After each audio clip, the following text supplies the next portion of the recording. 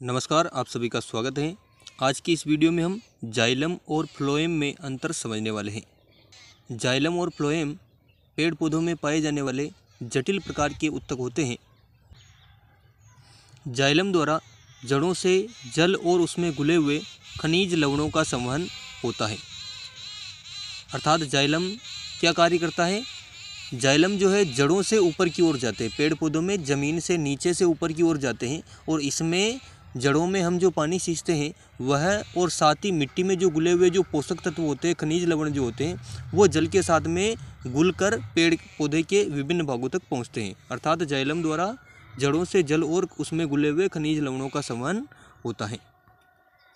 Xylem निर्जीव उत्तक है, यानी कि जाइलम की जो कोशिकाएं होती है वो निर्जीव होती है, सजीव नहीं होती है, मृत कोशिकाओं का बना होता है।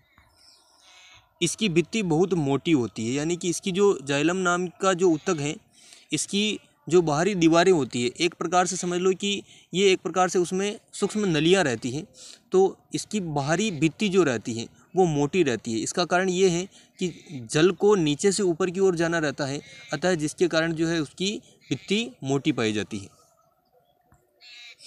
क्या दिया गया है कि जल का परिवहन सरल भौतिक गति के अंतर्गत होता है। इसका अर्थ यह हुआ कि पेड़ पौधों में कुछ क्रियाएं निरंतर होती रहती है, जैसे उसके पत्तों से सूक्ष्म रंध्रों से जल का वाष्पन होता रहता है, एक तो ये, और दूसरा उसकी जड़ों से जल का ऊपर जाना।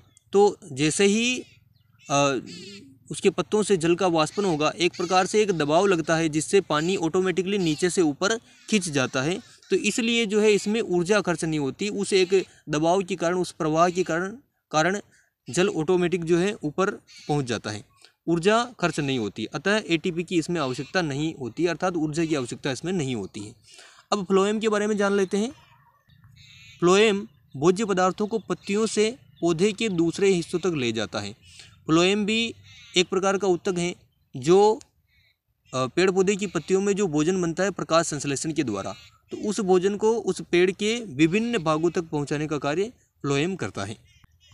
यह सजीव उत्तक है, अर्थात इसकी जो कोशिकाएं होती है वह सजीव कोशिकाएं होती है। इसकी भित्ति कम मोटी होती है, अर्थात इस पर इसकी भित्ति पर ज़्यादा दबाव नहीं पड़ता है, इसलिए इसकी भित्ति कम मोटी पाई जाती है। फ्लोएम में स्थानांतरण एक सक्रिय क्रिया है तथा इसमें ऊर्जा की आवश्यकता होती है। जैसे जाइलम में आपने देखा कि जल का वाष्पन होता है जिससे नीचे से जल ऊपर खींच जाता है दबाव के कारण, लेकिन फ्लोएम में ऐसा कुछ नहीं होता। तो पदार्थों को एक स्थान से दूसरे स्थान तक भेजने के लिए उसमें एटीपी खर्च होती है, अर्थात ऊर्जा की आवश्यकता उसमें होती है। और यह ऊर्जा उसको कहाँ से प्राप्त होती है? एटीपी से प्राप्त होती है, जो प्रकाश संश्लेषण में जो उसे प्राप्त होती है। तो ये वीडियो आपको कैसा लगा कमेंट में अवश्य बताएं, और इसी प्रकार के अन्य वीडियो के लिए हमारे चैनल को आप सब्सक्राइब करें। धन्यवाद।